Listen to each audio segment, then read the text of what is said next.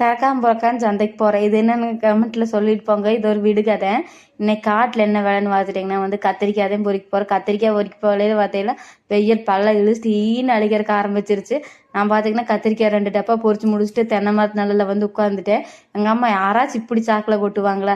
எங்கள் அம்மா அதை சாக்கில் கொட்டி மேலே சிந்தி கீழே சிந்தி எல்லாம் ஒரு வழியாக பொறிச்சு முடிச்சுட்டு பார்த்தீங்கன்னா வந்து ஒரு வாழைத்தார் இருந்துச்சு. வாழைத்தாரையும் வெட்டிட்டு பார்த்தீங்கன்னா அதில் ஒரு பழம் பழுத்து கிடந்துச்சு. அதையும் எடுத்து தின்னு போட்டு லபக்கு லபக்குன்னு முழுங்கிட்டு நான் பாட்டுக்கு உட்காந்துருந்தேன். அதுக்கப்புறம் பார்த்தீங்கன்னா கத்திரிக்காய் சுத்தம் பண்ணணுமல்ல, கத்திரிக்காய் வந்து சுத்தம் பண்ணிவிட்டு அதில் போண்டாக்காய் பார்த்தீங்கன்னா அத்தப்புறம் என்ற கை சைஸு ஒன்று இருந்துச்சு.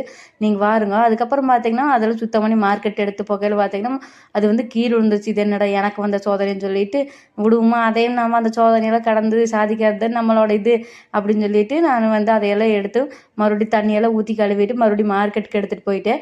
மார்க்கெட்டில் பார்த்தீங்கன்னா சரியான கூட்டம். அதுக்கப்புறம் சாயந்தரமாக காட்டுக்கு வந்து பாய்.